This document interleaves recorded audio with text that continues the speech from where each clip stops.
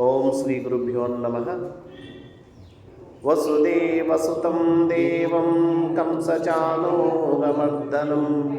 దేవకీ పరమానందం కృష్ణం వందే జగద్గురుం. హరి ఓం. ప్రతి మాసంలో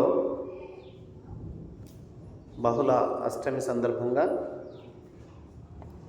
మనం ఈ కృష్ణ మందిరమునందు భాగవత ప్రవచనం జరుపుకుంటూ ఉన్నాం. ప్రియాత్మ బంధువులందరికీ నా నమస్కారాలు తెలియజేస్తూ, గత నెలలో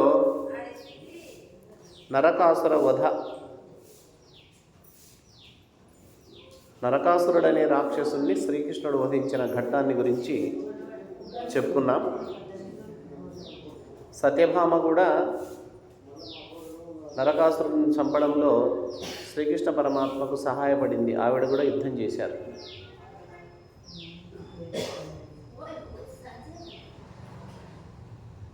నరకాసుర వధ జరిగిన తర్వాత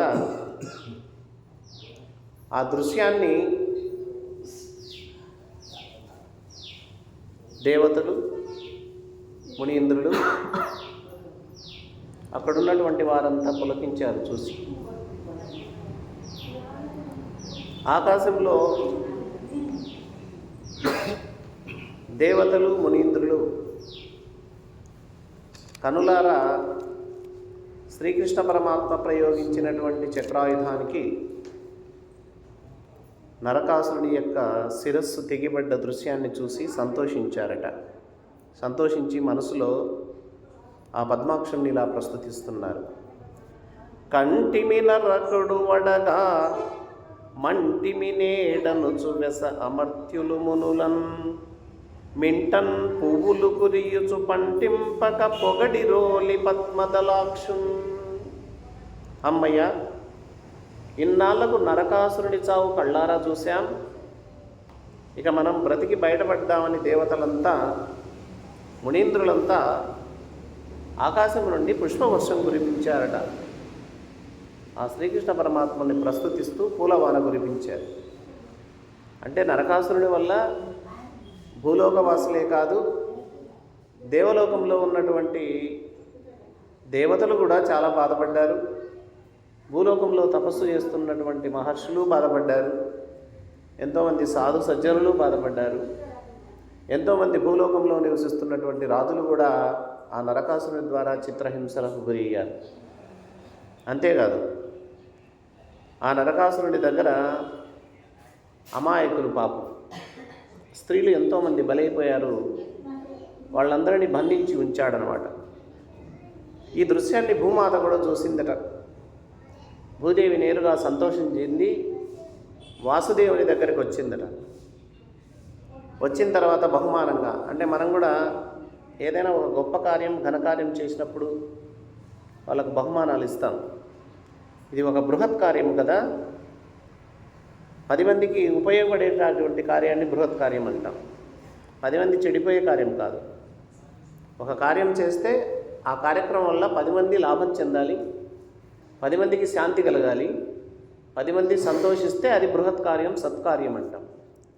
మరి అలాంటి కార్యం చేసినందుకు భూమాత దగ్గరికి వచ్చి రత్నాలు పొదిగినటువంటి బంగారు కుండలాలను, వైజయంతి వనమాలను బహుకరించిందట. అలాగే వరుణదేవుడు ఒక తెల్లటి గొడుగును ప్రదానం చేయడం జరిగింది. అంతేకాదు, ఒక గొప్ప రత్నాన్ని కూడా సమర్పించి శ్రీకృష్ణ పరమాత్మకు నమస్కారం చేసి భక్తిభావంతో శ్రీకృష్ణుడిని భూమాత ఇలా స్తుతిస్తుందట. భూదేవి శ్రీకృష్ణుడిని ఎలా స్తుతిస్తుందో పోతన గారు చాలా చక్కగా ఈ పద్యంలో చెప్పారు. అంబోజనాభునకు అంబోజనేత్రునకు అంబోజమాలా సమన్వితునకు అంభోజపదునకు అనంత శక్తికి వాసుదేవునకును దేవదేవునకును భక్తులు కోరిన భంగి ఏ రూపైన పొందువానికి ఆది పురుషునకును అఖిల నిదానమై ఆపూర్ణ విజ్ఞానుడైన వానికి పరమాత్మునకును తాతగన్న మేటి తండ్రికి అజునికి నీకు వందనంబు నేను నర్తున్ నిఖిల భూతరూప నిరుపమయీశ పరాపరాత్మమహిత అమిత చరిత. శ్రీకృష్ణుణ్ణి భూమాత స్తుతిస్తూ ఉంది అని. ఓ పరమేశ్వర అన్న. అనంత లీలా విలాసుడట పరమాత్మ. భగవంతుని లీలలు ఒకటా రెండా మూడా కాదు, ఎన్నో, అనంతం. లెక్కగట్టడానికి వీలు లేనటువంటి లీలలు చూపినటువంటి ఓ పరమాత్మ, ఓ మహానుభావ, సాటి లేనటువంటి ఓ పరమాత్మ. భగవానుడికి సాటి భగవానుడే, శ్రీ మహావిష్ణువుకు సాటి శ్రీ మహావిష్ణువే, ఇంకొకరు ఎవరు లేరు. అలా సాటి లేనటువంటి ఓ పరమాత్మ నిఖిల భూత రూప, సర్వభూతములే తన రూపం, సర్వభూతములలో తానున్నాడు. మనము కూడా ఆ భూతాలలో ఒక భూతాలమే. నీలో నాలో మనందరిలో ఉన్నటువంటి చైతన్య శక్తి ఏదైతే ఉందో లోపల, ఆ శక్తే మాట్లాడిస్తున్నది, ఆ శక్తే వినికిడి జ్ఞానాన్ని ఇస్తుంది, ఆ శక్తే చూపునిస్తుంది, చూడడానికి అవకాశం ఇస్తుంది, ఆ శక్తి పని చేయడానికి, ఆ శక్తి నడవడానికి, ఆ శక్తే పూజ చేయడానికి, ఆ శక్తే ప్రదక్షిణ చేయడానికి, సమస్త కార్యములు చేయడానికి మనకు లోపల ఏదైతే శక్తి ఉన్నదో ఆ శక్తి చైతన్యం. ఆ చైతన్యం ఎవరో కాదు, భగవానుడు. అంటే భగవానుడు మనకు దూరంగా ఉన్నాడా దగ్గర ఉన్నాడా ఆలోచించండి. నేను మీకు దూరము, మీరు నాకు దూరం ఉండొచ్చు దేహపరంగా, లోపలనే దేవుడు ఉన్నాడు. నీలో నాలో అందరిలో ప్రతి ప్రాణిలో ఉన్నాడు, అణువణువున ఉన్నాడు. సమస్త భూతముల యందు పరమాత్మ సమీపమునందే ఉన్నాడు. అయితే మనం మర్చిపోయాము. ఎందుకు మర్చిపోతున్నామంటే ఉన్నాడని తెలియక. ఎందుకు తెలియదండి? చాలా ప్రవచనాల్లో వింటున్నాం, ఎంతోమంది గురువులు చెప్తే వింటున్నాం. నాలో దేవుడు ఉన్నాడని తెలిసినా మర్చిపోతాం. ఇలా సత్సంగంలో కూర్చున్నప్పుడు ఏదైనా ప్రవచనం జరిగేటప్పుడు ఇది గుర్తొస్తుంది, ఆ ఎరుక వస్తుంది. ఓహో, నాలో భగవంతుడు ఉన్నాడు కదా, ఆయన లేకపోతే నా కనురెప్పలు మూతపడవు, తెరుచుకోలేవు. ఆయన లేకపోతే నా చెవులకు వినికిడి జ్ఞానం ఉండదు. ఆయన లేకపోతే నా కన్నులతో ఏమి చూడలేను. ఆయన లేకపోతే నేను ఏమి చేయలేను అని అప్పుడు గుర్తొస్తుంది. అది భగవానుడని గుర్తు. ఇది నిరంతరం ఉండాలి. సాధన అంటే ఏమో కాదు, మీరు భగవంతుని చేరేటటువంటి ఉపాయం, భగవంతుని చేరేటటువంటి సాధన ఇదే. నిరంతరం నువ్వు చూస్తున్నా, మాట్లాడుతున్నా, లేచినా, కూర్చున్నా, నడుస్తూ ఉన్నా, ఏ పని చేస్తున్నా, ఇదంతా చేస్తున్నది ఒక శక్తి. ఆ శక్తియే చైతన్యం. ఆ చైతన్యమే పరమాత్మ. ఆ చైతన్య శక్తి, ఆ పరమాత్మ నాలో ఉన్నాడు. ఇంకెక్కడా అవసరం లేదు. ఇప్పుడు ఈ బల్బులు వెలుగుతున్నాయి, ఇక్కడున్న ఫ్యాన్లు తిరిగి గాలిని ఇస్తున్నాయి. దేనివల్ల ఇస్తున్నాయి? విద్యుత్ శక్తి, కరెంటు. మరి కరెంట్ ఏమన్నా మనకు కనిపిస్తుందా? కనపడదు. మరి లేదందామా? ఖచ్చితంగా ఉంది. కరెంట్ లేకపోతే ఫ్యాన్ ఆడదు, కరెంట్ లేకపోతే ఈ బల్బు వెలుగునివ్వలేదు. కరెంట్ అయితే ఉంది. అలాగా ఇది కూడా బల్బు, ఇది కూడా ఒక ఫ్యాను, ఇది ఒక యంత్రం, ఇది దేహం అనే యంత్రం. మరి ఈ దేహం అనే యంత్రం సాగాలి అంటే ఖచ్చితంగా లోపల ఆ చైతన్య శక్తి, ఆ విద్యుత్ శక్తి ఉండాల్సింది.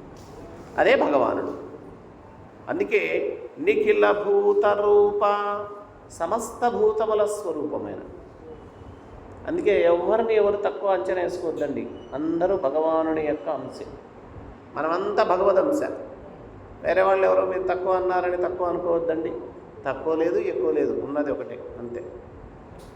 అంభోజనాభునకు, అంభోజనాభుడు పద్మమును ఆభియందు కలిగినటువంటి వాడు, పద్మనాభుడు అంటాం ఆయన.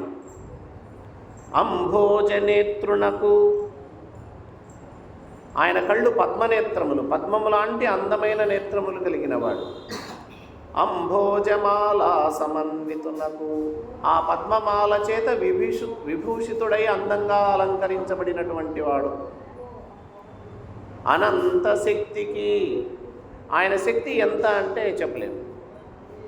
తక్కువ అంటే తక్కువే, ఎక్కువ అంటే ఎక్కువే. భగవంతుని శక్తిని అనోరణీయాన్ మహతో మహీయాన్ అని శాస్త్రం చెప్పింది. అణువు కంటే అణువు చిన్నవాడు, మహత్తు కంటే మహత్తు. భక్తుల దగ్గర అనోరణీయం, భక్తుల దగ్గర అణువు కంటే అణువుగా సూక్ష్మాతి సూక్ష్మంగా తగ్గి ఉంటాడట పరమాత్మ. అదే వైరుల దగ్గర, శత్రువుల దగ్గర, దుర్మార్గుల దగ్గర మహతో మహీయాం, వాడు ఎంత శక్తి చూపుతాడో వానికంత 4 అంతలు 1000 రెట్లు ఎక్కువ శక్తి చూపుతాడు పరమాత్మ. కాబట్టి అనంత శక్తివంతుడనే ఓ పరమాత్మ, వాసుదేవునకు దేవదేవునకును, దేవతలకే దేవుడు, దేవాది దేవుడు వాసుదేవుడు, వసుదేవుని యొక్క కుమారుడైనటువంటి ఓ కృష్ణ, భక్తులు కోరిన భంగి ఏ రూపైన పొందువానికి. ఆయన నిరాకారం, వాస్తవంగా ఆయనకు ఆకారం లేదు. మరి ఆకారం లేనటువంటి ఆ పరమాత్మ శ్రీ మహావిష్ణువుగా ఇంకొక రకంగా ఈ దశావతారాలు, ఇంకా 21 అవతారాలు, కొన్ని వేల అవతారాలు ఎందుకు ధరించాడు అంటే, నిరాకారంలో ఉంటే నమ్మకం కలగదు కనుక, ప్రత్యక్షంగా చూస్తే తప్ప దేవుణ్ణి నమ్మరు కనుక, భక్తులు కోరినటువంటి విధంగా, భక్తులు కోరిన కోరిక తీర్చడం కోసం ఆకారం లేనటువంటి పరమాత్మ ఏదో ఒక ఆకారాన్ని అలా ఆయనంతగా ఆయన సృష్టించుకుని వస్తాడు. అప్పుడు మనమందరికీ విశ్వాసం, అప్పుడే నమ్మేది. అందుకే సాకారంలో ధ్యానం చేసినా, నిరాకారంలో ధ్యానం చేసినా ఒకటే. అయితే ముందుగా ఎవ్వరికీ ఆకారం లేకుండా ధ్యానం చేస్తే కుదరదు. భక్తిభావన ఉండాలి, భగవంతునిపై విశ్వాసం ఉండాలి. మనకు నచ్చిన, మనం మెచ్చిన, మనం ఇష్టపడేటటువంటి ఒక సాకారమూర్తినే, సగుణమూర్తిని ధ్యానం చేస్తూ జీవిస్తే చిట్ట చివరకు ఏదో ఒక జన్మలోనో లేకపోతే ఈ జన్మలోనో ఆ నిరాకార భావాన్ని కూడా ధ్యానం చేసే శక్తి మనందరికీ వస్తుంది. కాబట్టి భక్తులు కోరిన విధంగా ఏ రూపమైనా పొందేటటువంటి ఓ పరమాత్మునికి, ఆది పురుషునకు, ఆది అంటే మొట్టమొదట ఎవరు అంటే ఆయనే. సృష్టికి ముందు ఆయనే, సృష్టికి చివరిలో ఆయనే, సృష్టి మధ్యలో ఆయనే. ఆయనకు ఆది లేదు, ఆయనకు మధ్యం లేదు, ఆయనకు అంతం లేదు. ఆది మధ్యాంతరహితుడు. ఆది ఆయనే, మధ్యము ఆయనే, అంతము ఆయనే. అట్లంటే అట్లా, ఇట్లా అంటే ఇట్లా. అలాంటి ఆది పురుషునకు అఖిల నిదానమై ఆ పూర్ణ విజ్ఞానుడైన వానికి, పరిపూర్ణమైనటువంటి విజ్ఞానవంతుడు ఎవరయ్యా అంటే ఒక్క పరమాత్మే. మనకు కూడా ఆ భగవంతుని యొక్క కృపచేత కొన్ని తెలివితేటలు వచ్చింటాయి, కొంత శక్తి వచ్చి ఉంటుంది, కొంత నైపుణ్యం వచ్చి ఉంటుంది. ఆహా, ఆయన మంచి పాటలు పాడతాడండి, మంచి గాయకుడే, అది భగవంతుని శక్తి. ఆయన మంచి ప్రవచకుడు అండి, అది భగవంతుని శక్తే. ఆయన పలానా దాంట్లో నేర్పరి అండి, అది కూడా భగవంతుని శక్తే. అట్లా ఒకరికి ఒక శక్తి ఉంటుంది, ఇంకొక దాంట్లో శక్తి ఉండదు. ఒకరు దాంట్లో నైపుణ్యాన్ని సంపాదిస్తారు, వేరే దాంట్లో నైపుణ్యం ఉండకపోవచ్చు. కానీ భగవంతుడు పరిపూర్ణ విజ్ఞానవంతుడు. ఇది లేదు, ఇది రాదు, ఇది తెలియదు అనే ప్రసక్తి లేదు భగవంతుని దగ్గర. సర్వజ్ఞుడు ఆయన, సర్వము తెలిసిన వాడు ఒక్కడే, ఎవరంటే పరమాత్మే. అలాంటి పరమాత్మునికి ఇంకా ఏమంటున్నాడు, అజుడు. ఆయన పుట్టుకే లేదట, పుట్టుకే లేనటువంటి వాడు. బ్రహ్మదేవుడు కూడా పుట్టడానికి కారణం, ఈ సమస్త సకల చరాచర ప్రపంచాన్ని అంతా, సకల జీవరాశులను సృష్టి చేసేటటువంటి సృష్టికర్త బ్రహ్మ అయితే, ఆ బ్రహ్మను కన్న తండ్రి పరమాత్మ. కాబట్టి బ్రహ్మ పుట్టడానికి కారణమైనటువంటి ఓ పరమాత్మ, నీకు వందనంబు నేను నర్తున్, నీకు నమస్కారం చేస్తానయ్యా అని భూమాత శ్రీకృష్ణ పరమాత్మను స్తుతించింది. అంటే శ్రీకృష్ణుడు ఏదో ద్వాపరయుగంలో జన్మించాడు, ఒక సాధారణమైనటువంటి రాజు మానవుడని తలంచొద్దండి. శ్రీకృష్ణుడు సాక్షాత్ పరమాత్మ. శ్రీకృష్ణుడు ఎవరో కాదు, ఆ శ్రీ మహావిష్ణువే నిండుగా వచ్చాడు. అవతారం. ఎందుకు అవతరించాలి భగవంతుడు? తప్పనిసరిగా ప్రతి యుగంలో ఎన్నిసార్లైనా పుట్టవచ్చు. ఆయన యుగానికి ఒక్కసారి అనుకోవద్దండి, ఎన్నిసార్లైనా పుట్టవచ్చు. అయితే భగవంతుడు ఒక రూపాన్ని తీసుకొని భూమి మీదకి వచ్చాడు అంటే దానికి కారణం గీతలో తానే సెలవిచ్చాడు. పరిత్రాణాయ సాధూనాం వినాశాయ చ దుష్కృతాం ధర్మ సంస్థాపనార్థాయ సంభవామి యుగే యుగే. సాధువులను, పుణ్యాత్ములను, మంచివారిని, సత్పురుషులను రక్షించడానికి భూమి మీదకి వస్తాడు. అయితే అలాంటి మంచివారిని, సాధువులను, పుణ్యాత్ములను రక్షించడానికి భూమి మీదకి వచ్చి రక్షించేటప్పుడు ఆయనకు అడ్డపడే వాళ్ళు ఉంటారు కొంతమంది. మరేం చేయాలి?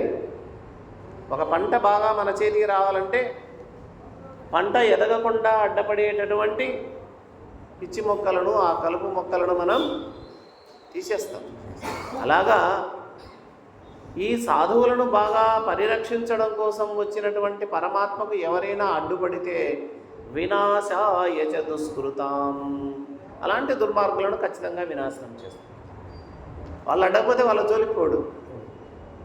ఎవరి జోలి? ఆయన అందరూ తన అంశే కదా, అందరూ తన అంశే కదా. కాబట్టి ఈ చీడ పురుగులను వేసేటటువంటి ఆ బరువును కూడా తానే వహించాడు.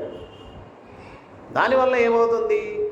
ధర్మ సంస్థాపన జరుగుతుంది, అధర్మం తొలగిపోతుంది, అన్యాయం తొలగిపోతుంది, అక్రమం తొలగిపోతుంది, ధర్మం 4 పదాల విస్తరిస్తుంది. కాబట్టి ఆ ధర్మాన్ని బాగా సంస్థాపించడం కోసం నేను ప్రతి యుగమునందు అవతారం దాల్చుతాను అని పరమాత్మ ఆయనతో ఆయన అవతారం ఎత్తుతాడు. మనమే అవతారాలు కాదు. కర్మ వల్ల కర్మ ఫలాన్ని అనుభవించడం కోసం మనకు వచ్చాయి జన్మలు. భగవంతుడు ఏ అనుభవం అక్కర్లేదు. ఆయన పరిత్రాణాయ సాధూనాం వినాశాయ చ దుష్కృతాం ధర్మ సంస్థాపనార్థాయ సంభవామి. అందుకే అర్జునుతో కృష్ణుడు అంటాడు, అర్జున నీవు జన్మించావయ్యా, నేను జన్మించానయ్యా. నీ జన్మ ఒక రకం, నా జన్మ ఒక రకం, నీ జన్మ కంటే నా జన్మ శ్రేష్టం అన్నాడు. ఎందుకంటే నీది కర్మఫలాన్ని అనుభవించడానికి వచ్చినటువంటి దేహం, నాది అలా కాదు. స్వయం నేనంతకు నేనే ఈ అవతారం దాల్చి వస్తానని చెప్పాడు.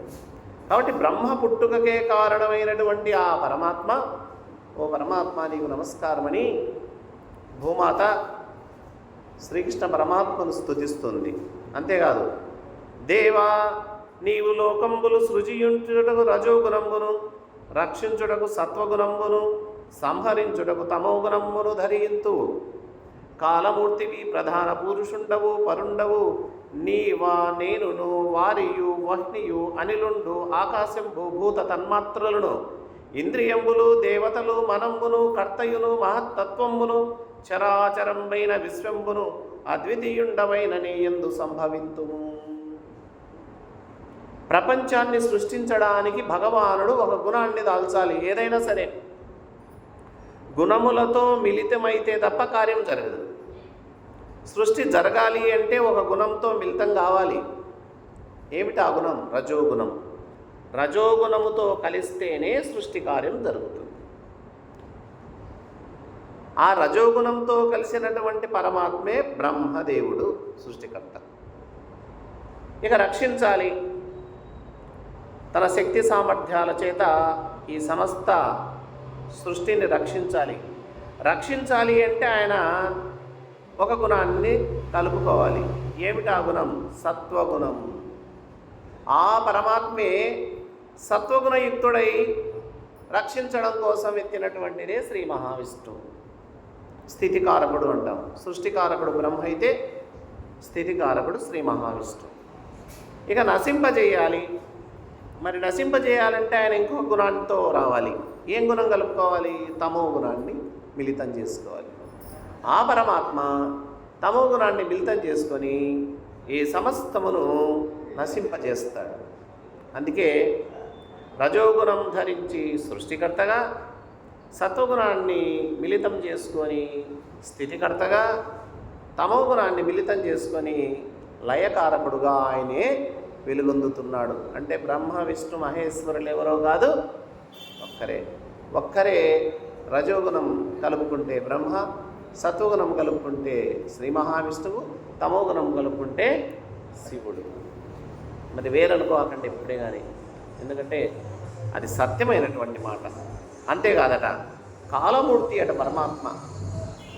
అన్ని కాలంలో ఉంటే, అన్నిటినీ కాలం కబలిస్తే కాలాన్నే కబలించేవాడు పరమాత్మ. అందుకే కాలకాలుడు అంట. కాలం అంటే యముడు అని కూడా అర్థం ఉంది. అన్నిటినీ యముడు మొత్తం మింగేస్తే ఆ యముడిని కూడా మింగే శక్తి ఎవరికి ఉంది? ఆ కాలకాలుడైనటువంటి పరమాత్మ. ప్రధానమైనటువంటి పురుషుడు ఆయన నుండే నేను వచ్చాను అంటుంది భూమాత. అయ్యా స్వామి నీ నుండేనయ్యా నేను వచ్చాను అంటుంది భూదేవి. మనందరినీ మోస్తున్నటువంటి భూదేవి, మనకందరికీ ఇంత ఆహారాన్ని ఇస్తున్న భూదేవి, మనకందరికీ ఔషధాలను ఇస్తున్న భూదేవి, సమస్తాన్ని ఇస్తున్న భూదేవి ఎక్కడి నుంచి ఇచ్చింది? భగవంతుడి నుండి ఉద్భవించింది. నేను ఒక భూమేనా, నీరు, అగ్ని, వాయువు, ఆకాశం, ఇవి పంచభూతాలు. పృథివీ అప్ తేజో వాయుర్ ఆకాశ పంచభూత. అంటే భూమి, నీరు, అగ్ని, వాయువు, ఆకాశం. ఈ 5 పంచభూతాలు ఎక్కడి నుంచి వచ్చాయంటే ఆ భగవాను నుంచి వచ్చాయి. ఈ 5 పంచభూతాలు లేకపోతే సృష్టి లేదు. మన దేహం కూడా దేంతో మిళితమై ఉన్నది? ఈ 5 పంచభూతాల వల్లని. ఈ సమస్త సృష్టి దేంతో తయారు కాబడింది? పంచభూతాలే. మరి ఈ పంచభూతాలు ఎవరి ద్వారా వచ్చాయి? ఎవరి నుండి వచ్చాయి? ఆ పరమాత్మ నుండి ఉద్భవించాయని భూమాత చెప్తుంది. అంతేకాదు, శబ్ద, స్పర్శ, రూప, రస, గంధం. శబ్దము, అలాగే స్పర్శ గుణము, అలాగే రూపము, అలాగే రసము, అలాగే గంధం. ఇవి పంచభూతాలకు ఉన్నటువంటి గుణాలు. భూమికి 5 గుణాలు ఉన్నాయి. శబ్దం ఉంది, స్పర్శ ఉంది, రూపం ఉంది, రసం ఉంది, గంధం ఉంది. అందుకే కంటికి బాగా కనపడుతుంది. ఎందుకు కనపడుతుంది? వీటికి 5 ఉన్నాయి కాబట్టి గుణాలు. ఇక నీరుకు 4 ఉన్నాయి కాబట్టి అది కొంచెం దీనికంటే ద్రవంగా కనపడుతుంది.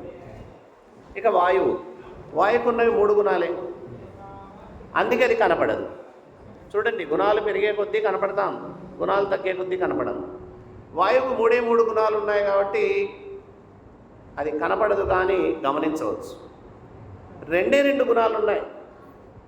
ఎవరికి? వాయువుకు. అగ్నికి 3 గుణాలు. ఆకాశానికి కేవలం 1 గుణం మాత్రమే, శబ్దగుణం ఉంది. ఆకాశానికి ఒకే గుణం శబ్దగుణం, వాయువుకు శబ్ద స్పర్శ గుణం, అగ్నికి శబ్ద స్పర్శ రూప 3 గుణాలు. శబ్ద స్పర్శ రూప రసం అనేది నీటికి, శబ్ద స్పర్శ రూప రసగంధాదులు భూమికి ఉంటాయి. మరి వాయువే మన కంటికి కనపడదు, ఆకాశం 1 గుణం ఉన్నటువంటిది కనపడదు. ఈ 5 శబ్ద స్పర్శ రూప రసగంధాదులు లేనటువంటి తత్వం పరమాత్మ కంటికి కనపడుతుందా? ఒకటి ఉన్నదే కంటికి కనపడలే ఆకాశం. 2 ఉన్న వాయువు కూడా కంటికి కనపడడం లేదు. ఆకాశం కనపడదు, వాయువు కనపడదు. మరి ఏ గుణం లేనటువంటి ఆ పరమాత్మ గుణరహితుడు. ఆ గుణరహితుడైన పరమాత్మ ఎలా ఉంటాడంటే అలా ఉంటాడు. అందుకే నిరాకార స్వరూపం ఆయనది. అయితే ఆయన కూడా అవతారం ఎత్తినప్పుడు, ఈ ధర్మ సంస్థాపన కోసం వచ్చినప్పుడు ఆయన కూడా కొన్ని గుణాలు కలుపుకోవాల్సిందే, ఇలా అవతారం ఎత్తాల్సిందే, మనకు కనపడవచ్చు అప్పుడు మాత్రం. కాబట్టి ఈ శబ్దస్పర్శ రూపరసగంధాదులు, ఈ పంచభూతాలు, ఈ ఇంద్రియాలు, ఇంద్రియ అధిదేవతలు, మనస్సు, వీటన్నిటికి మూలమైనటువంటి మహత్తత్వం, ఈ చరాచర కదిలేటటువంటి కదలనటువంటి ఈ సమస్త ప్రపంచము కూడా ఎవరి యందు ఉద్భవించారట? ఆ పరమాత్మ యందే ఉద్భవించిందని భూమాత ఆ భగవంతుని స్తుతిస్తుంది అని ఒక చిన్న కోరిక కోరిందట. అప్పుడు నరకాసుర సంహారం తర్వాత అమ్మ ఏమంటుంది? దయనిటు సూడుమా నరక దైత్యుని బిడ్డడు వీడు, నీ దశన్ భయమున ఉన్నవాడు కడుబాలుడు అనన్య శరణ్యుడు ఆర్తుడు ఆశ్రయరహితుండు తండ్రి క్రియ శౌర్యమునేరడు నీ పదాంబుజద్వై పొడగాంచే భక్త పరతంత్ర సువీక్షణ దీనరక్షణ. అమ్మవారు అంటుంది, ఓ భక్తమందారా, దీన రక్షణ అంటే దీనులను రక్షించేటటువంటి వాడవా, భక్తులను దయతో చూసేటటువంటి ఓ పరమాత్మ, ఆ దయతోనే దయ నిటు చూడుమా, ఆ దయతోనే ఒక్కసారి ఇట్లా చూడవయ్యా. ఎవరి వైపంట? నరక దైత్యుని బిడ్డడు వీడు. ఎవరు ఆ పిల్లవాడు? ఆ నరకాసురుని సంహరించావే ఇందాక, ఆ నరకాసురుడి యొక్క కుమారుడైనటువంటి భగదత్తుడనేవాడు వీడు బిడ్డడయ్యా, ఆయన కుమారుడయ్యా. వీడిని ఒకసారి దయతో చూడు. ఇంకేమంటుంది? నీ దశన్ భయమున ఉన్నవాడు, తండ్రిని చంపుతుంటే చూశాడు, భయపడుతున్నాడు, వణుకుతున్నాడు ఈ పిల్లవాడు నిన్ను చూసి. కడు బాలుడు, చిన్న వయసులో ఉన్నాడు ఆయన. ఇంకా అనన్య శరణ్యుడు, ఇంకా నిన్ను తప్ప ఎవరిని శరణు వేడే స్థితిలో కూడా లేడు, నిన్నే శరణు పొందుతున్నాడు. ఆర్తుడు, ఆర్తి పొందినటువంటి వాడు. ఆశ్రయరహితుండు, ఇంకా ఆయనకు ఆశ్రయం కూడా లేదు, నీవే ఆశ్రయం. పోనీ వయసులో పెద్దవాడా? కాదు. పరాక్రమం ఉందా? లేదు. పెద్ద తెలివితేటలు ఉన్నాయా? ఇంకా అంత వయసు కాదు. అందుకే ఏమంటున్నాడు ఇక్కడ, తండ్రి క్రియ శౌర్యమునేరడు, వాళ్ళ నాన్నలాగా పరాక్రమం కూడా వీడికి లేదయ్యా. నీ పదాంబుజద్వయి పొడగాంచే, నీ పాదద్వయాన్ని, నీ పాదములను ఆశ్రయించాడు, నిన్ను ఆశ్రయించాడు, కాబట్టి ఆయన్ను రక్షించు అని భూమాత ఆ శ్రీహరికి భక్తితో నమస్కారం చేసి మాటలనే పూలతోనే పూజించిందట. పూజించడానికి మనం అవి ఉండాలా ఇవి ఉండాలి అనుకుంటుంటాం, మనసు ఉండాలి బాగా. పూజకు ఓ యొక్క పుష్పాలు లేవే, వాళ్ళు అన్ని పూలు తెచ్చారు, భగవంతునికి సమర్పించారు, వాళ్ళు బెంగళూరు నుంచి తెప్పించారు, ఎక్కలే. మనస్సు సమర్పణ, మనసే ఒక పుష్పం. మంచి మాటలతో, మంచి హృదయంతో, మంచి మనస్సుతో భగవంతుని నీకు తెలిసిన భాషలో పూజించవచ్చు. సంస్కృతమే రానక్కర్లేదు, శ్లోకాలు రానక్కర్లేదు, మనకొచ్చిన మన భాష తెలుగు భాషలో హాయిగా స్వామి నువ్వు ఎట్లా మాట్లాడతావు అలా మాట్లాడి ఆయనకు పూజ చేయొచ్చు. కాబట్టి మంచి మనస్సు కావాలి. ఇక్కడ భూమాత కూడా మాటలనే పూలతో పూజించగా అప్పుడు భక్తవత్సలుడైనటువంటి ఆ శ్రీకృష్ణుడు నరకాసురుని కుమారుని వైపు అలా చూశాడు. చాలు, భగవంతుని చూపు మన మీద పడితే చాలు. వాడు పిల్లవాడైనా పెద్దవాడైనా వృద్ధుడైనా ఎవరైనా సరే భగవంతుని చూపు మన మీద పడాలి. పడాలి అంటే ఊరికే పడుతుందా? మన మనసు బాగుండాలి. పరిశుద్ధమైనటువంటి మనసు ఎవరికి ఉందో, మంచి మనసు ఎవరికైతే ఉందో, మలినము లేని మనస్సు ఎవరికైతే ఉందో, అలాంటి మనస్సుతో భగవంతుణ్ణి ఒక్కసారి పిలిచినా చాలు, మనసారా పరమాత్మ నా వైపు చూడవయ్యా అని చెప్పి చూస్తాడు. నీ మంచి మనసు లేకోకుండా కల్మసమైన హృదయంతో దరిద్రమైనటువంటి కార్యాలు చేస్తూ, లోకానికి భయంకరమైన కృత్యాలు చేస్తూ, అందరినీ మోసం చేస్తూ, అందరినీ దగా చేస్తూ అనుకుంటుంటాడు, నేను అందరినీ మోసం చేస్తున్నాను, అందరినీ దగా చేస్తున్నాడు. తప్పు. అందరినీ దగా చేస్తున్నావంటే నీకు నీవే మోసం చేసుకుంటున్నావు అని అర్థం. అందరినీ ముంచుతున్నానని భావించావా, నిన్ను నువ్వు ముంచుకున్నట్లే. ఇది బాగా గమనించండి. ఎదుటివాడికి చేస్తే అది నీకు శాపమై, ఘోరమైన శాపమై నీకే తగులుతాయి. మన తాత్కాలికంగా ఆనందపడతాం, నేను ఈరోజు పలాని వాడిని మోసం చేశాను అని ఆనందపడవచ్చు. లేదు పలాని వాడు నా దెబ్బకు భయపడి పారిపోయాడని నువ్వు అనుకోవచ్చు, పరాక్రమవంతుడని విర్రవీగవచ్చు. అది నీకే నష్టం, నీకే నష్టం. ఇతరులను చెరచాలని చూస్తే వాడు చెడిపోతాడో లేదో తెలియదు, కానీ నువ్వు మాత్రం ఖచ్చితంగా చెడిపోతావు. ఇది సత్యం. కాబట్టి ఇతరులకు మంచి చేస్తే నీకు మంచి జరుగుతుంది, ఇతరులకు చెడు చేస్తే నీకు చెడు జరుగుతుంది. అలా ఎవరైతే మంచి హృదయంతో ఎవరిని నొప్పించక తాను బాధపడక నిరంతరం భగవన్నామ సంకీర్తన చేసుకుంటూ మంచి హృదయంతో ఎవరైతే మనసారా భగవంతుడిని అర్చిస్తారో, ప్రార్థిస్తారో, స్తుతిస్తారో, వేడుకుంటారో, ఆహ్వానిస్తారో అలాంటి వాళ్ళకి భగవంతుని యొక్క కరుణ ఉంటుంది, భగవంతుని దయా దృష్టి పడుతుంది. ఇక్కడ ఆ పిల్లవాడు నిష్కల్మష హృదయుడు, భగదత్తుడు అనేవాడు. దానితోడు భూమాత కూడా చెప్పింది, స్వామి అటు చూడవయ్యా అని. వెంటనే శ్రీకృష్ణ పరమాత్మ ఆ పిల్లవాడి వైపు ఒక చూపు చూచి అలా చేయి అన్నాడు. అభయహస్తాన్ని అందించాడు. ఇచ్చి అన్నాడంట, భూదేవి నరకాసురుని ఆస్తంతా వీడిది. నరకాసురుడు చనిపోయాడు అంటే ఓడిపోయాడు. మరి అతని యొక్క సంపద అంతా ఎవరిది? వాస్తవంగా కృష్ణుడిది. కానీ కృష్ణుడు తీసుకుంటాడా? మళ్ళీ ఆ అబ్బాయికి ఇచ్చేశాడు. సర్వ సంపదలను ఆ పిల్లవాడికి ప్రసాదించి నరకాసురుని సౌధంలోకి వెళ్ళిపోయాడు. అంతఃపురంలోకి పోయాడు నేరుగా. ఎందుకు అంతఃపురంలోకి వెళ్ళిపోయాడు శ్రీకృష్ణుడు అంటే, శ్రీకృష్ణుని కోసం 1000 కళ్ళతో ఎదురు చూస్తున్నటువంటి వాళ్ళు ఉన్నారు. 16,000 మంది కన్యలు. అంటే ఈ నరకాసురుడు అందరి రాజులతో యుద్ధం చేసి వాళ్ళను భయపెట్టి జయించి ఓడించి అంతటితో ఆగకుండా ఆ అంతఃపురంలో ఉన్నటువంటి కన్యలందరినీ తీసుకొచ్చి చెరపట్టి ఉంచుకున్నాడు వాడి దగ్గర.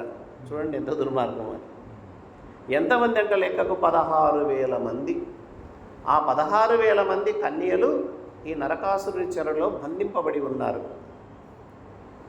చాలామంది అనుకోవచ్చు, నరకాసురుడిని ఎందుకు సంహరించాలి కృష్ణుడు అంటే, ఇంత దుర్మార్గం చేస్తే సంహరించకపోతే ఎట్లా ధర్మ సంస్థాపన జరుగుతుంది చెప్పండి. ఆయనకే ఎవరి మీద కోపం కాదు, ఎవరి మీద ద్వేషం కాదు, అందరూ ఆయన అంశే.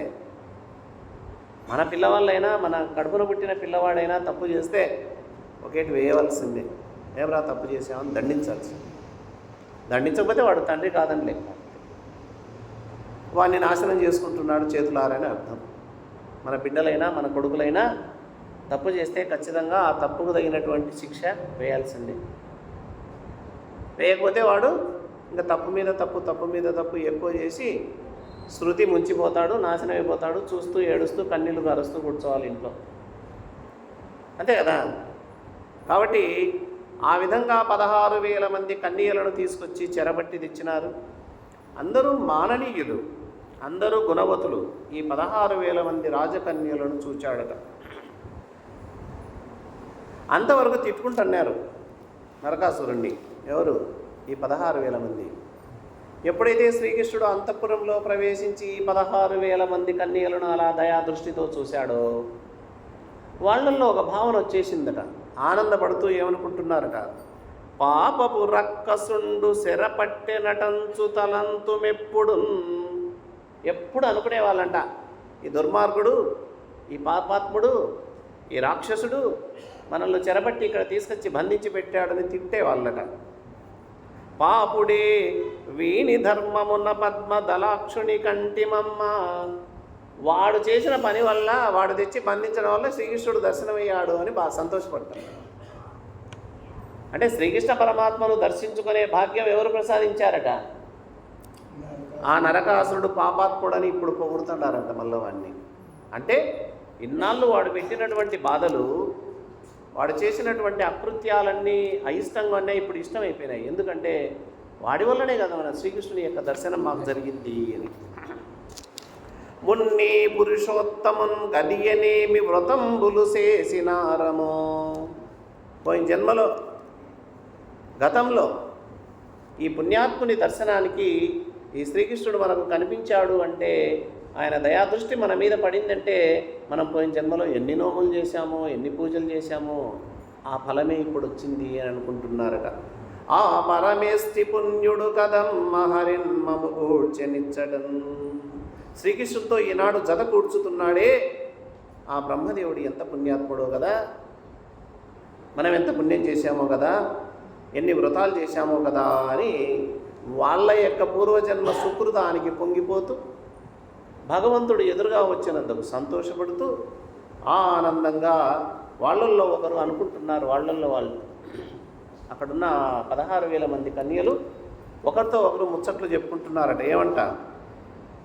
వనజాక్షినే గన్క వైజయంతికనైన గదిసి వ్రేలుదు కదా కంఠమందు, బింబోష్టినే గన్క పీతాంబురమునైన మెరసి ఉండుదు కదా మేను నిండ, కన్నియనే గన్క కౌస్తుభమనినైన నొప్పు సూపుదు కదా ఉరమునందు, బాలికనే గన్క పాంచజన్యమునైన మొనసి చొక్కుదు కదా మోవిగ్రోలి, పద్మగంధి నేను బరహదామమునైన చిత్ర రుచులందు స్థిరమునందు, అనుచు పెక్కు గతుల ఆడిని కన్యలు గములు గట్టి గరుడగమను చూచి. ఆ శ్రీకృష్ణుడు చూచి వాళ్ళల్లో వాళ్ళు ఇలా అనుకుంటున్నారట, ఓ పద్మాక్షి, నేను వైజయంతి మాలనై పుట్టింటే ఎంత బాగుండేదే, ఆయన మెడలో వ్రేలాడేదాన్ని కదా. అంటే మాలగా పుట్టిన శ్రీకృష్ణుడి మెడలో వ్రేలాడే భాగ్యం నాకు లభించేది కదా అని ఒక ఆమె అంటుంది. ఇంకొక ఆమె అంటుంది, ఓ బింబోస్తి, నేను పట్టువస్త్రాన్ని పుట్టింటే బాగుండిందేమో, ఆ పట్టువస్త్రం శరీరంపై ప్రకాశించేది కదా, నేను కూడా పట్టువస్త్రమై శ్రీకృష్ణుని యొక్క శరీరం మీద ప్రకాశించే భాగ్యాన్ని ధరించేదాన్ని కదా అని. ఇంకొక ఆమె అంటుంది, ఏమంటుందట, నేను కౌస్తుభం అనిలా ఉండి బాగుండు కదా, శ్రీకృష్ణుడి వక్షస్థలమునందు హాయిగా విహరించేదాన్ని. ఇంకొక అంటుంది కన్యామని, నేను పాంచజన్య శంఖంగా పుట్టింటే బాగుండు కదా. శంఖం ఎక్కడుంటుంది? ఆయన ఎప్పుడు పూరించుతాడు కదా శంఖం. మరి ఆయన యొక్క పాంచజన్య శంఖం అయితే నేను పరవశించి ఆయన పెదవిని తాకేదాన్ని కదా ఎప్పుడు. ఓ పద్మగంధి, నేను నెమలిపించాన్నైతే ఎంత బాగుండేదో. ఎందుకంటే శ్రీకృష్ణుడు నిరంతరం నెమలి పింఛాన్ని తన శిరస్సునందు ధరించి ఉంటాడు. నేను ఈ జన్మ కంటే నెమలిపించే జన్మ ఎత్తింటే ఎంత బాగుండేదో, నిరంతరం నన్ను ఆ తల మీద ధరించేవాడు కదా కృష్ణుడు. ఇలా రకరకాలుగా శ్రీకృష్ణుని పొందాలని తహతాలాడుతూ ఉవ్విల్లూరుతూ అక్కడ ఉన్నటువంటి వాళ్ళంతా కృష్ణుడిని హాయిగా చూశారట. మొత్తం 16,000 మంది స్త్రీలను. అక్కడేం వాళ్ళతో ఏం మాట్లాడలేదు కృష్ణ పరమాత్మ. ఆ చెరబట్టినటువంటి 16,000 మందిని చెర నుండి విడిపించి అందరినీ పల్లకీల్లో ఎక్కించి వీళ్ళందరినీ ద్వారకకు సాగనంపమని చెప్పాడు. ఎక్కడికి తీసుకున్నాడు? ద్వారకా నగరం. కృష్ణుడి యొక్క నగరం ద్వారకా నగరం కదా. ఈ 16,000 మందిని ద్వారకా నగరాన్ని తీసుకువెళ్ళండి అని చెప్పి శ్రీకృష్ణుడు వెంటనే సత్యభామతో కలిశాడు. సత్యభామ, ఇక ఇక్కడ పని అయిపోయింది, మనం వెంటనే అమరావతికి వెళ్ళాలి. ఏ అమరావతి? దేవతలు నివసించే దేవలోకం రాజధాని పేరు అమరావతి. ఇంద్రలోక అమరావతి దాని పేరు. భూలోకంలో కూడా మనకు అమరావతి ఉంది. ప్రస్తుతం మన ఆంధ్రప్రదేశ్కు రాజధాని కూడా అమరావతి. అది ఇంద్రలోక అమరావతి, ఇది భూలోక అమరావతి. చూడండి ఎంత మంచి పేరు పెట్టారు ఆ రోజు. దేవతలంతా నివసించేటటువంటి లోకం దేవలోకం, మానవులమైన మనం నివసించే లోకం భూలోకం. ఇట్లా 14 లోకాలు ఉన్నాయి. మనం మిగతా లోకాలు తెలియవు. మన భూలోకంలోనే అంతా తెలియదు, ఏదో కొంత తెలుసు మనకు. మహా అంటే మన జిల్లా, పక్కన ఉన్న జిల్లాలు తెలుసు. మన రాష్ట్రమే తెలియదు, మన దేశం తెలియదు, మన లాంటి దేశాలు ఎన్నో ఉన్నాయి అవి తెలియదు. భూలోకం గురించే మనకు తెలియదు. మరి దేవలోకం అంటే పూర్వకాలం మన అబ్బగారు దేవలోకానికి వెళ్ళి ఆతిథ్యం స్వీకరించి వచ్చినటువంటి మహాత్ములు ఉన్నారు. ఇప్పుడు శ్రీకృష్ణుడు సత్యభామతో కలిసి దేవలోకానికి వెళ్తున్నాడు. అదే ద్వాపరయుగంలో అర్జునుడికి దేవలోకంలో ఆతిథ్యం ఇచ్చారు కొన్నాళ్ళు. అట్లా ఆ రోజుల్లో భూలోకానికి దేవలోకానికి సత్సంబంధాలు ఉండేవి. అంత శక్తిమంతులు ఆ రోజు మన పూర్వీకులు. ఈనాడు కేవలం పేరు వినాల్సిందే. ఓహో దేవలోకం అంట, అమరావతి అంట, దేవేంద్రుడు అంట, దేవతలు అంతే. వాళ్ళని చూడలేకపోతున్నాం, ఆ లోకానికి వెళ్ళలేకపోతున్నాం, వాళ్ళతో మాట్లాడలేకపోతున్నాం. కానీ సైన్స్ బాగా డెవలప్ అయింది అంతవరకే. ఆ రోజుల్లో ఏ సైన్సో, అద్భుతమైన సైన్స్ ఆ రోజు వెళ్ళేవాళ్ళు ఆ రోజుల్లో. కాబట్టి శ్రీకృష్ణుడు దేవేంద్రుడి పట్టణమైన అమరావతికి సత్యభామతో కలిసి వెళ్ళాడు. వెళ్ళేసరికి నేరుగా దేవమాత అదితి మందిరానికి వెళ్ళాడు. దేవతలందరికీ మాత అదితి. ఆ అదితి అంతఃపురానికి వెళ్ళి మణికుండలాలు ఆమెకు బహుమానం ఇచ్చాడు. శ్రీకృష్ణుడు దేవతలందరికీ అమ్మైనటువంటి ఆ అదితికి మణికుండలాలను బహుమానంగా సమర్పించి తర్వాత వెంటనే దేవేంద్రుడి సభకు వెళ్ళాడు. ఆ దేవతలందరికీ రాజు ఎవరంటే దేవేంద్రుడు. ఆయన పెద్ద ఇంద్రుడు అంటే ఒక పదవి. ఇది మనకు రాష్ట్రపతి ఎలా పదవో, ప్రధానమంత్రి ఎలా పదవో, ముఖ్యమంత్రి అనేది ఎలా పదవో, అక్కడ దేవతలందరికీ రాజు ఎవరైతే ఆ పదవిని దేవేంద్ర పదవి అంటాం. ఆ దేవేంద్రుడి దగ్గరికి వెళ్ళి ఆ దేవేంద్రుడు ఆయన భార్య శచీదేవి శ్రీకృష్ణ పరమాత్మ వచ్చాడని చెప్పి తనతో కలిసి సత్యభామ వచ్చింది చెప్పి వీళ్ళకు మంచి అతిథి మర్యాదలు చేశారు. తర్వాత సత్యభామ నందనవనానికి వెళ్ళాలి అనుకుంది. నందనవనం దేవలోకంలో శచీదేవికి ఇష్టమైనటువంటి వనం. మనం గార్డెన్ అంటామే ఇంగ్లీష్లో, బ్యూటిఫుల్ గార్డెన్ అంటుంటాం. దేవలోకంలో వాళ్ళు కూడా సుఖాలు ఉంటాయి వాళ్ళకు కూడా. ఆ దేవలోకంలో ఉన్నటువంటి అద్భుతమైనటువంటి వనమే నందనవనం. అందులో ఎవరు ప్రవేశించరు, ఎవరిని పోనీయరు. ఎవరినంటే వాళ్ళు ఒక శచీదేవి, దేవేంద్రుడు ఎవరైనా వెళ్ళాలంటే వాళ్ళ అనుమతితో వెళ్ళాల్సిందే చూడ్డానికి కూడా. ఆ నందనవనంలో ప్రవేశించాడట. ఎందుకు వెళ్ళాడు కృష్ణుడు నందనవనానికి? గతంలో కోరిక ఉంది. నారద మహర్షుల వారు దేవలోకం నుంచి భూలోకానికి వస్తూ వస్తూ ఒక పారిజాత పుష్పాన్ని తీసుకొచ్చాడు. అప్పుడు కృష్ణ పరమాత్మ ఎవరి దగ్గర ఉన్నారు? రుక్మిణి దగ్గర ఉన్నారు. నారద మహర్షుల వారు తెచ్చి శ్రీకృష్ణ పరమాత్మకు ఆ పారిజాత పుష్పాన్ని ఇచ్చాడు. ఆ పుష్పాన్ని ఎవరికి ఇవ్వాలి? ఎవరి దగ్గర ఉన్నారు? ఆ సమయంలో రుక్మిణి మాత దగ్గర ఉన్నారు కాబట్టి రుక్మిణి మాతకి ఇవ్వాలి. రుక్మిణి మాతకి ఇచ్చాడు. ఈ విషయం చెలికత్త ద్వారా సత్యభామకు తెలిసింది. ఆహా, నేనంటే కృష్ణునికి ఇష్టం కదా, అందరికంటే అందగత్తెను నేను, సౌందర్యవతిని నేను, సంపద కలిగినటువంటి ఐశ్వర్యవంతురాల్ని నేను, నాకు ఇవ్వకుండా శ్రీకృష్ణుడు రుక్మిణికి ఇస్తాడా అని ఆమె అలిగింది. అప్పుడు ఒక మాట ఇచ్చి ఉన్నాడు సత్యభామ, అలాగా అవసరం లేదు, రుక్మిణి అక్కకు కేవలం పుష్పాన్ని మాత్రం ఇచ్చాను, పారిజాత పుష్పాన్ని, నీకు భవిష్యత్తులో పారిజాత వృక్షాన్ని ఇచ్చి నీ పెరట్లో నాటుతలేని ఇప్పుడు నెరవేర్చాలి చూడు. అందుకే నందనవనంలో ప్రవేశించి ఆ పారిజాత వృక్షాన్ని పెగలించుకుంటున్నాడు.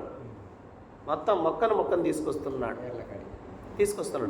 హరికేలన్ పెకలించి తెచ్చి భుజగేంద్ర రాతిపై పెట్టే సుందర గంధానుగత బ్రహ్మద్భమరనాద వ్రాతమున్ పల్లవంకుర శాఖాపల పర్ణ పుష్పకలికా గుచ్ఛాది కోపేతమున్ గిరిభిత్రాతము పారిజాతము త్రిలోకీయాచకాఖ్యాతమున్. పారిజాతం ఎలాంటిది అంటే కమ్మని వాసనలు విరజిమ్ముతూ వెదజల్లుతూ ఉంటుందట. ఎప్పుడు తుమ్మెదలు చుట్టుకోని ఉంటాయంట ఆ వాసన కోసం. ఆకులు ఎప్పుడు చిగురుటాకులతోనే ఉంటుందట ఆ పారిజాతం.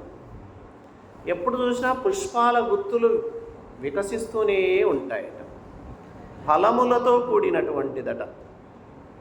ఇంకా దీనికి ఉన్నటువంటి ప్రధానమైన శ్రేష్టమైన గుణం ఏంటంటే ముల్లోకముల వందలి యాచకులు ఏ కోరిక కోరితే ఆ కోరిక తీర్చేటటువంటి గుణం పారిజాతం.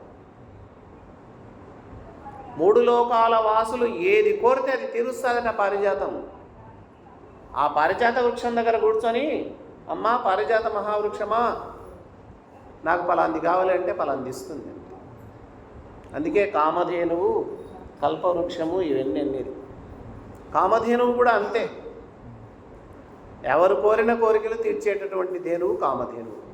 ఈ కల్పవృక్షం కూడా అంతే. అలాంటి యాచకుల కోరికను తీర్చడంలో శ్రేష్టమైన ప్రసిద్ధి చెందినటువంటిది నందనవనంలో పెరుగుతున్నది.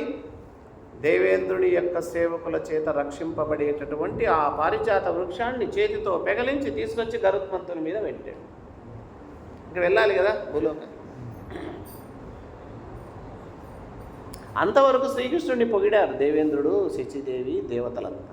ఎందుకు పొగిడారు? పరమాత్మ మా భూలోకవాసులే కాదు, దేవలోకమైన మేము కూడా భయపడుతున్నాం నరకాసురుడి దెబ్బకు, ఎప్పుడెప్పుడు వస్తాడా, మమ్మల్ని చిత్రహింసలు పెడతానని భయపడే వాళ్ళం, మరి మా భయాన్ని తొలగించారని పొగిడినటువంటి వాళ్ళు అంత సేవ చేశాడు, అంత ఆపద నుంచి రక్షించాడు, పారిజాత వృక్షం తీసుకెళ్తే ఏమవుతుంది అనుకోలేదు. అనుకోలేదు. చూడండి ఎట్లుంటుందో. ఇది గుణం, సహజ గుణం చాలామందికి. మనం ఎంత సహాయం చేసినా వాళ్ళ నుండి ఏదన్నా చిన్నది తీసుకున్నా అట్లా తీసుకుపోతున్నావు, ఇదంతా ఎక్కడ మర్చిపోయినారు. మరి శ్రీకృష్ణుడు నరకాసురుని సంహరించి వాడి భార్య నుండి దేవతలను రక్షించాడు. ఆ ఉపయోగాన్ని మర్చిపోయారు. వెంటనే నందనంలో ఉన్న పారిజాత వృక్షాన్ని తీసుకెళ్తుంటే వెంటబడ్డారట. ఈయనేమో ప్రయాణమై బయలుదేరుతున్నాడు వెళ్ళడానికి. అందులో దేవేంద్రుడికి ఒక గర్వం, నేను త్రిలోకాధిపతి కదా. అంతవరకు దేవుడిగా భావించి సహాయం చేసినటువంటి వాడిగా భావించినటువంటి కృష్ణుడు దొంగగా కనపడ్డాడట దేవేంద్రుడికి.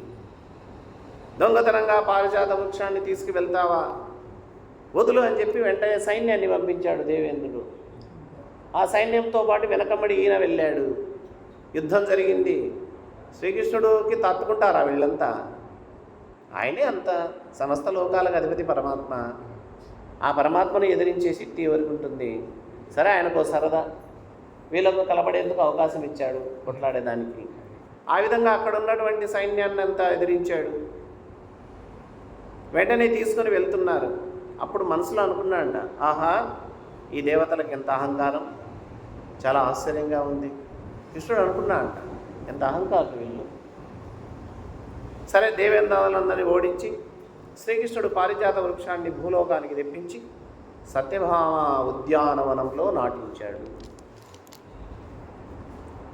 ఇక సత్యభామ ఆనందానికి అవధి లేదు. ఎందుకంటే ఆమె కోరిక ఉంది, ఆ పారిజాత వృక్షాన్ని తన పెరట్లో నాటుకోవాలనే కోరిక బ్రహ్మాండంగా ఉంది.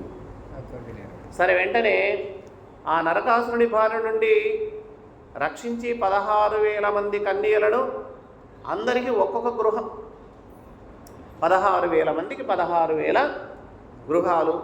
ఆ గృహానికి కావలసినటువంటి ఉపకరణాలు, సామగ్రి అన్నీ ఏర్పాటు చేయించాడట. అంతేకాదట, ఒక మాట అన్నాడంట శ్రీకృష్ణ పరమాత్మ, 16,000 మంది, మీరు ద్వారకకు నేను మిమ్మల్ని తీసుకొచ్చాను, మీరు మీ రాజ్యాలకు వెళ్తారా? వివాహమైన వాళ్ళంతా మీరు మీ భర్తల దగ్గరికి వెళ్తారా అని కూడా అడిగాడట. మేము వెళ్ళము, మా భర్తలు ఉండింటే మమ్మల్ని రక్షించేవాళ్ళు కదా, మేము ఈనాడు వెళ్ళినా వాళ్ళు మమ్మల్ని సరిగా చూసుకుంటారో లేదో అవమానంగానే చూస్తారు, వేరే వాళ్ళ దగ్గర ఉన్నటువంటి నిన్ను మేమెందుకు తీసుకుంటాం దగ్గరికి అంటారు, మేము వెళ్ళము, మేము ఇక్కడే ఉంటామని కోరుకున్నారు. చాలామంది ఇక్కడ కూడా తప్పుడుగా చెప్పేవాళ్ళు ఉంటారు. శ్రీకృష్ణుడికి ఏ కోరిక లేదు అలాంటి కోరికలు. వాళ్ళంతకు వాళ్ళే ఉంటామన్నారు, ఉండండి అన్నాడు అంతే. ఒక అవకాశం ఇచ్చాడు, వెళ్ళమని చెప్పాడు. కానీ వాళ్ళు ఎవరు మేము వెళ్ళము, మేము ఇక్కడే ఉంటాము, మీ దగ్గరే ఉంటామని చెప్పాడు. మరి వీళ్ళందరికీ వసతులు ఏర్పాటు చేయాలా? చేసేసాడు. వాళ్ళందరూ మనసులో నిన్ను భర్తగా భావిస్తున్నాం. మరి ఒక్కడు 16,000 మంది ఎలాగా? అదే కృష్ణుని యొక్క లీల. 16,000 మంది రాజకన్యకలకు 16,000 రూపాలు ధరించాడు. అందుకే ముందే చెప్పాడు, అనంత రూపుడు ఆయన. ఆయన ఒక్క రూపం అని ఎప్పుడు అనుకోకండి, అనంతమైన రూపాలు పరమాత్మ. అందరికీ ఆసక్తి ఉండదు, ఒక్క భగవంతునికి ఆసక్తి. 16,000 ఇంకమ్మా, కొన్ని కోట్ల రూపాయలు ఎత్తమన్నా ఎత్తగలడు ఆయన. ఆయన శక్తి, ఆయనతో ఎవరు పోటీ? సాటి లేనివాడు కదా ఆయన పరమాత్మ. ఆ 16,000 రీతులతో శోభిస్తూ శాస్త్రోక్తంగా వివాహం ఆడాడు పరమాత్మ. మళ్ళీ అన్యాయంగా కాదు, శాస్త్రరీతిన వివాహం ఆడాడు. చూడండి ఎంత గొప్పవాడో పరమాత్మ అంటే. సరే, ఇక వివాహాలు అయిపోయినాయి. మరి వాళ్ళ పిల్లలు చూడండి ఎంతమందో. నానా విధాలైన విచిత్రమనులతో శోభించే చాందినీలతో విలసిల్లే ప్రాసాదాలలో పెంపుడు నెమళ్లతో, కోకిలతో, గోరువంకలతో, చిలుకలతో నిండి మకరందపానము చేసి మధించిన తుమ్మెదల జుంకారములతో, చల్లని తెల్లని మధుర జలాలతో కూడిన కమనీయ కమల సరోవర తీరాలలో, జల ప్రవాహాలతో, కొండచరియల పొదరిళ్లలో, లీలా పర్వతాలలో, క్రీడా గృహాలలో శ్రీకృష్ణుడు హాయిగా అందరితో కలిసి నివసించాడు, జీవించాడు. రుక్మిణీదేవికి శ్రీకృష్ణుడికి పుట్టినటువంటి పిల్లలు 10 మంది పుత్రులు. రుక్మిణీదేవికి, ఎందుకంటే మొట్టమొదటి భార్య ఆవిడే కదా. అంతేకాదు, సత్యభామకు 10 మంది, జాంబవతికి 10 మంది. అది కూడా భేదం చూపలే పరమాత్మ, అందరికీ సమానంగా ఇచ్చాడు, కోప్పడకుండా ఎవరు బాధపడకుండా. నాగ్నజితికి 10 మంది, కాళిందికి 10 మంది, మిత్రవిందకు 10 మంది, భద్రకు 10 మంది, ఒక్కొక్కరికి 10 మంది అందమైన కుమారులు ఉదయించారు. ఇక వీళ్ళు ఉన్నారు కదా, ఎవరు? 16,000 మంది. వారికి కూడా ఒక్కొక్కరికి 10 మంది పుత్రుల చొప్పున. ఇంకా ఎంత సైన్యం అయితే చూడు శ్రీకృష్ణ పరమాత్మ సైన్యం. అందుకే కదా దుర్యోధనుడు విర్రవీగినాడు, అయ్యా దుర్యోధన, నా సైన్యం అంతా కావాలా, నేను ఒక్కడిని కావాలనంటే, ఈ కృష్ణుడు ఒక్కడిని ఏం చేసుకోవాలి, నేను సైన్యం అంతా వస్తే బాగుంటుంది అనుకున్నాడు లోపల. అయినా కోరే వంతు ముందు ఎవరికి ఇచ్చారు? అర్జునుడికి ఇచ్చాడు. అర్జునుడు సైన్యాన్ని చూడలేదు. ఈ సైన్యానికి మూలకారకుడు పరమాత్మ కదా, శ్రీకృష్ణుడు కదా, శ్రీకృష్ణుడు నా వైపు ఉంటే చాలనుకున్నాడు, కృష్ణుడు కావాలనుకున్నా అంట. అప్పుడు దుర్యోధనుడు ఆనందపడ్డాడు, ఆహా అర్జునుడు మంచి పని చేశాడు రా, అది కోరుకొని. సైన్యాన్ని కోరుకుంటే ఆ కృష్ణుడిని నేనేం చేసేది. కానీ అర్జునుడు ఏం కోరుకున్నాడు?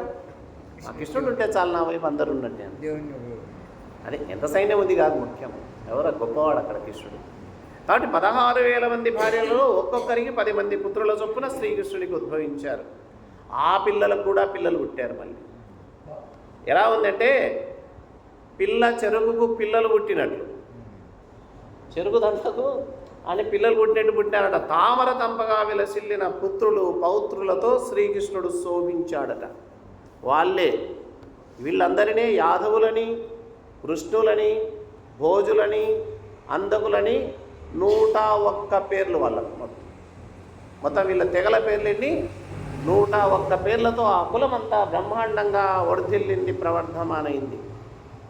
మరి ఈ పిల్లవాళ్ళందరికీ పుట్టిన తర్వాత అలా వదిలేయలేదు, బ్రహ్మాండమైనటువంటి విద్యాభ్యాసాన్ని కూడా ఇచ్చారు.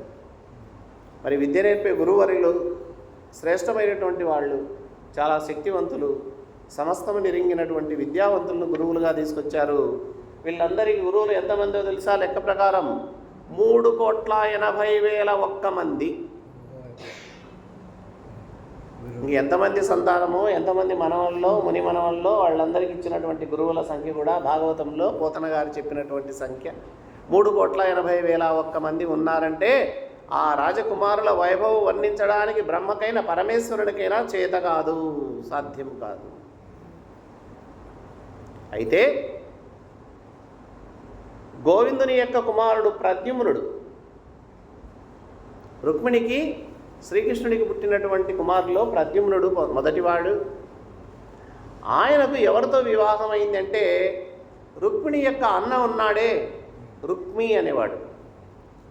ఆనాడు యుద్ధంలో రుక్మిణీదేవిని తీసుకొస్తుంటే శ్రీకృష్ణుడు అడ్డపడ్డాడు.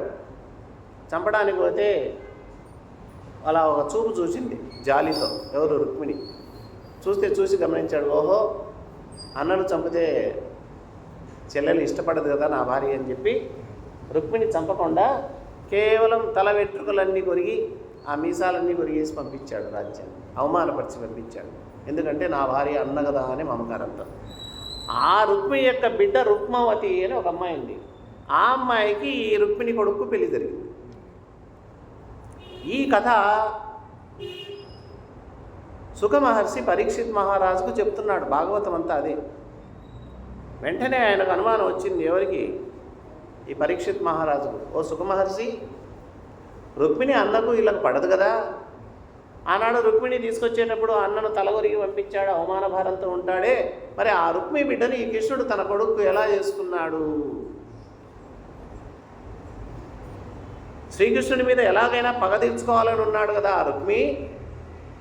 అటువంటి బావ తన కూతుర్నిచ్చి ఎలా వివాహం చేశాడు?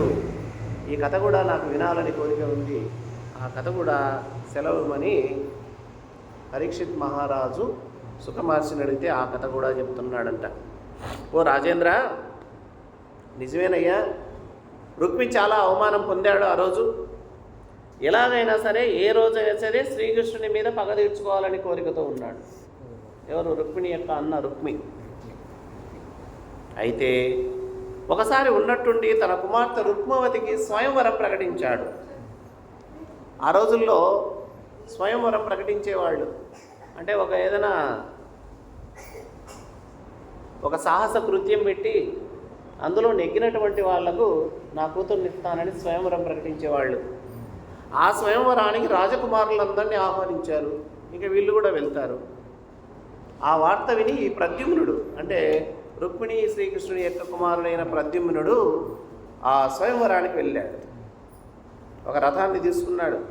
మహోజ్వలమైన మణిభూషణ కాంతులతో ఒక రథాన్ని అధిరోహించి సౌందర్యముతో ప్రద్యుమ్నుడు రుక్మావతిని స్వయంవరంలో వివాహం చేసుకోవడానికి వెళ్ళాడట.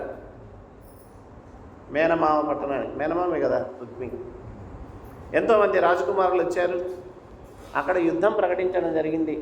వచ్చినటువంటి రాజకుమారుల్లో ఎవరైతే పరాక్రమవంతుడో, ఎవరైతే మిగతా రాజకుమారులందరినీ ఓడిస్తాడో అతనికి నా కుమార్తెనిస్తాను రుక్మావతిని. రుక్మి అనుకున్నాడా, నా అల్లుడు ప్రద్యుమ్నుడు వస్తాడు, వీళ్ళందరినీ జయిస్తాడు, నా బిడ్డని ఇవ్వాల్సి వస్తుందని. ఊహించలే. కానీ ప్రద్యుమ్నుడు శ్రీకృష్ణుని అంశ కదా. అక్కడ ఉన్నటువంటి ఆ స్వయంవరానికి హాజరైనటువంటి రాజకుమారులందరినీ ఓడించి రుక్మావతిని స్వయంవరంలో గెలుచుకొని తన నగరానికి తీసుకొచ్చాడు. ఈ విధంగా ఇష్టం లేకపోయినా ఇష్టం ఉన్నా ఆ రుక్మి కుమార్తె అయినటువంటి ఆ రుక్మావతిని ప్రద్యుమ్నుడు తీసుకొచ్చి వివాహం చేయడం జరిగింది అని అక్కడికి చెప్పడం జరిగింది. ఇక వచ్చే నెలలో మిగతా కథ చెప్తుందమ్మా.